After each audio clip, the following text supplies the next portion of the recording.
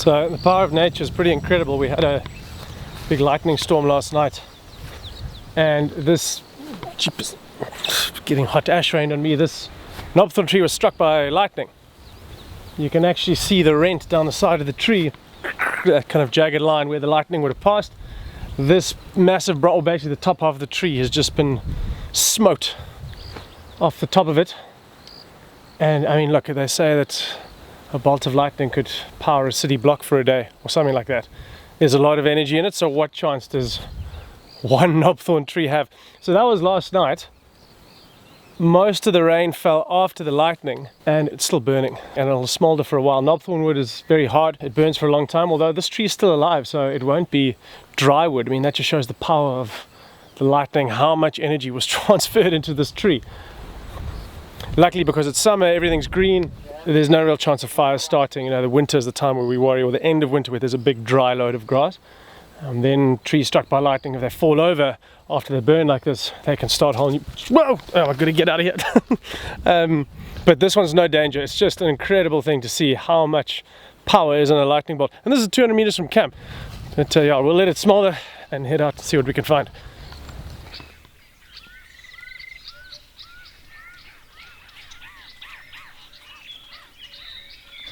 So we just stopped briefly to get a look at a pair of double-banded sandgrouse. Very well camouflaged birds. And if you see them at a distance, they'll look like a bit of elephant dung lying on the road. Kind of got a gravelly appearance to them. This pair has just snuck off down a little ditch. And their best form of defense, as is the same for many creatures out here, is camouflage. And camouflage is only effective if you're sitting or standing still. So often when we're driving along the road, we don't see them until the last minute. Suddenly, they explode up out of the ground and fly off. And we invariably find them only in these male and female pairs. The male's easy to identify. He's got the black and white band on his forehead, and that's where the name comes from, the double-banded sandgrouse. And then the female is just a kind of... Oh, there they go. Don't know if you saw that. Female's kind of a dull brown. This species generally inhabits this woodland kind of area, Mopani woodland further north. Other species like the Namakwa sandgrouse you get in the desert areas, and they have adapted to life in very arid environments. They'll sometimes fly up to 60 kilometers a day in search of water. In fact, to bring water to their chicks that they conceal in a little scrape in the ground, the male will soak his belly feathers in a water hole and then fly all the way back to the nest, and for the first 2 months or so of their lives, the chicks will drink this water from the feathers of the male's soaked belly that he brings to them. So very specially adapted birds. These two have flown off, so we're going to press on. We're going to head down to the grasslands this afternoon, see if we can find anything down there.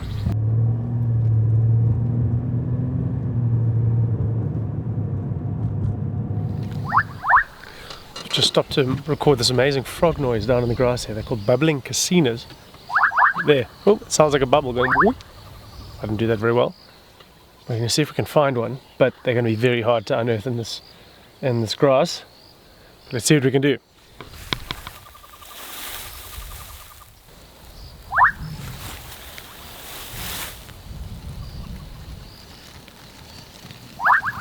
Okay, so it's a fairly fruitless frogging expedition. I was expecting swarms of bubbling casinas to just go bounding away and then we could scoop one up at will, but of course when you go close they stop calling. But that's only natural, because if you carry on calling as a little frog, it's not the best way to stay alive. I mean, you can imagine a heron or something wading through here trying to grab one. It's a bit counterproductive to announce your presence with your call, so we'll have to try another time.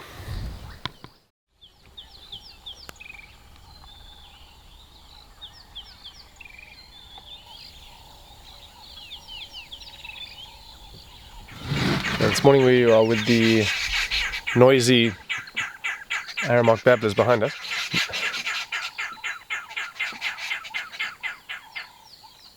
Okay, they're done. No! Shh! Just...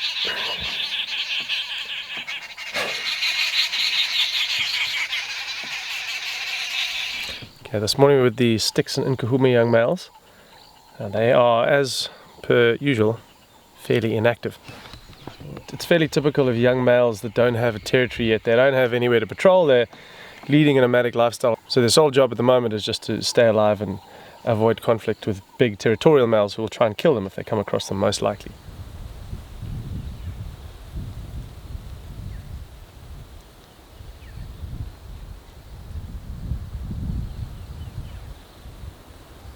Yeah, they'll grab meals when they can. It was good hunting last night. There was rain. I wouldn't be surprised if they got hold of an impala.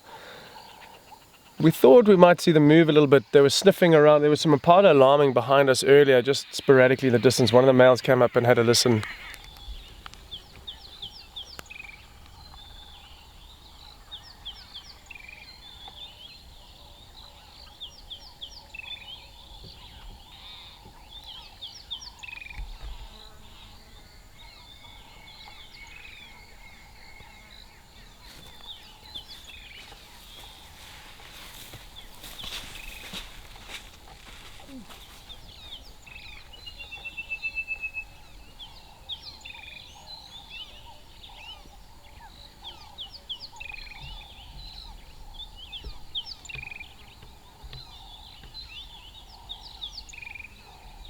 And they were sniffing the wind, maybe. I don't know, they caught the scent of something, but they have not gone to investigate as we were hoping, and they have gone to sleep again. I imagine at some point today they'll move a little bit, maybe just to a more comfortable position, but I think it's very likely they'll be within a couple of 100 meters of the spot this afternoon. So we're going to continue, see what else we can find. Yeah, maybe this afternoon we'll come check on them, but I don't think they'll have moved very far.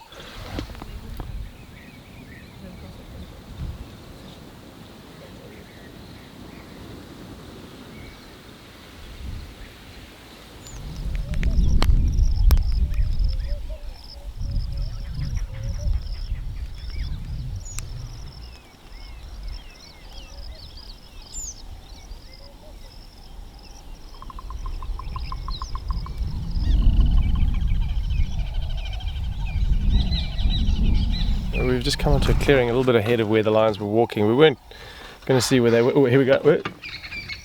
Oh, there's an impala alarming.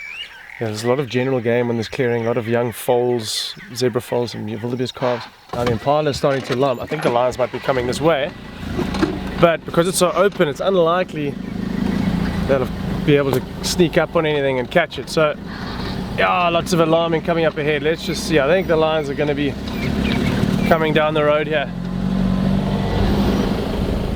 We've slowly driven the thicket line, haven't found anything. So I think most likely the impala just caught the scent of the lions because the wind is blowing quite strongly from the direction the lions were moving. So I think the impala just caught a whiff and they got a fright and they just made sure they were far enough away from any cover where the lions could stalk them. They ran out into the clearing. So it's very thick behind us, as you can see. So I think let's leave the area. I'll leave the lions to it. We're not going to get a good view like we had earlier. See what else is out there.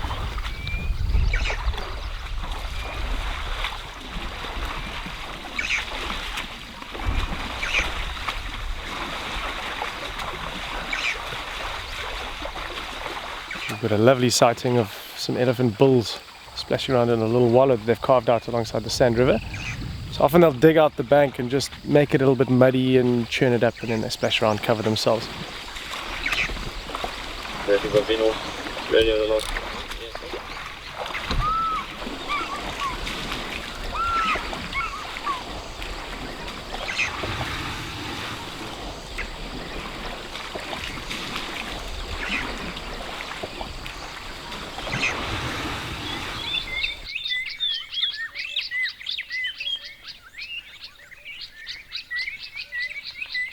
But right here, this is where we usually cross the river, but coming out of the water are tracks of what we presume are the two young males that we saw earlier, the Styx and Kahuma males. There's one set here and then another set comes out a little bit further along. So no one saw this, but it would have been the most spectacular sight. These males, they would have had to swim, or at least wade up to, how deep is it here? I mean, it certainly would have been above their chest, so a little bit of swimming, maybe some panic bounding because they're very aware of the danger of crocodiles.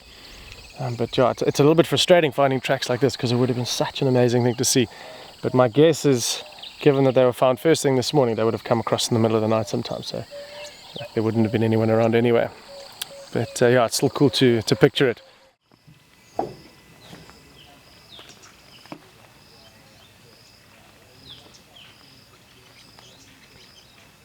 Okay, the rain brings out some funny creatures. This is not a snake, despite its appearances. It's actually a type of lizard. It's a giant legless skink. So over thousands and thousands of years it's evolved, well, it's lost its legs. You might find some vestigial little stumps there, but there it goes. So It's a burrowing creature, so we don't see them all that often. It's generally only after rain. They emerge for a little bit, and I'm sure by this afternoon he would have gone back underground. So you can see his nose is quite laterally flattened in order to facilitate burrowing. It's kind of push his way through the soil. We had a couple of mils of rain last night, and this is days like today when it starts getting warm. We start seeing things like this legless skink. The dung beetles are going to come out again because we haven't been seeing them recently. And yeah, so maybe some termites popping out later. The rain is fantastic. It just makes life burst into overdrive all over again.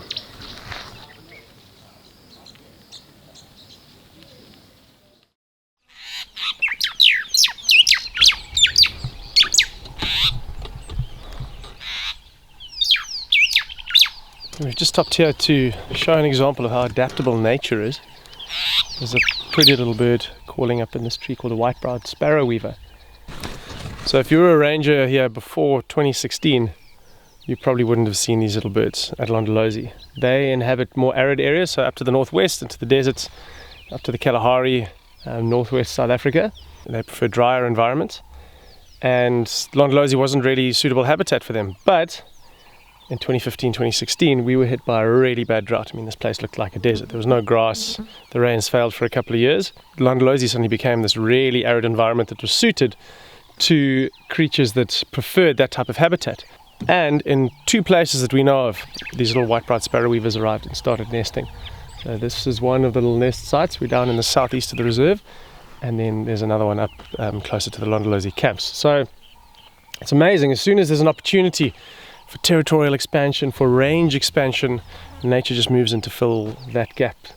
Very, very cool. So, you know, for us, the drought looked like an absolute disaster. We were thinking, oh, you know, everything's a wasteland and this is terrible. But all it is change. Nature thinks far more long-term than we do. It's just change, and where some species are falling by the wayside, other species can prosper. And these little birds are an example of that.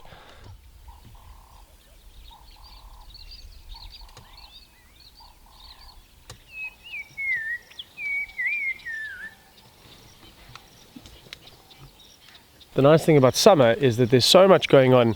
There is something to look at around every corner. And what we've seen here on this red bush willow is this little green thing over here. This might look like a fruit, but it is the egg casing of a praying mantis. It's called an Ootheca. I think that's how you pronounce it. Ootheca, which is derived from Greek.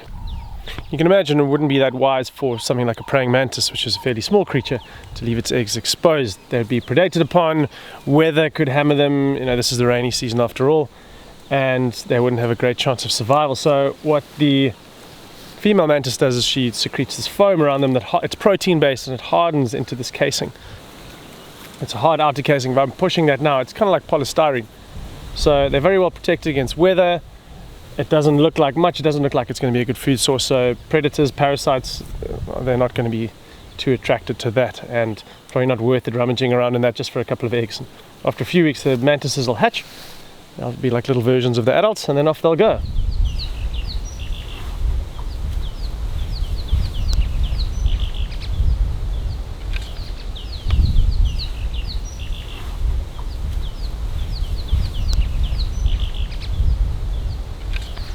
Sitting with a small little elephant herd, a tiny little calf.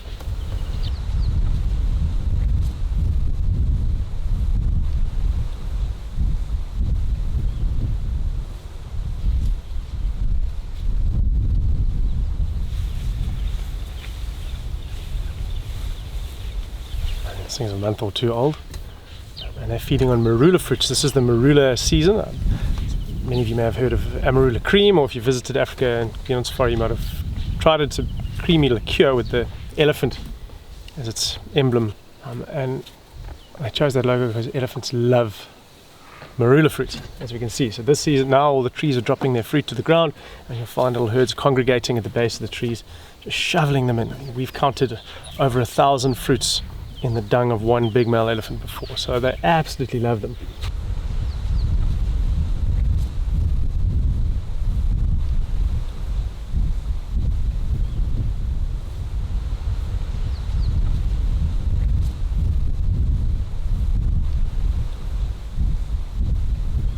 lots of tree species have male and female trees, and it's only the female marulas that produce the fruit. So this one above us here is a male, doesn't have any fruit on it. I'll show you now. But this one is absolutely laden with them. And the fruits drop to the ground before they're ripe. They ripen on the ground to this lovely yellow color, and that's when we can start eating them. They're absolutely delicious. And they've got 4 times more vitamin C in them than an orange. So they're good for you. And one of the theories as to why the fruits drop before they're ripe and they ripen on the ground is so that elephants don't push the trees over to get to them. They just pick the fruits up on the ground and the tree stays safe. And the big bulls in particular, they'll sometimes come and shake the tree to get the fruits off.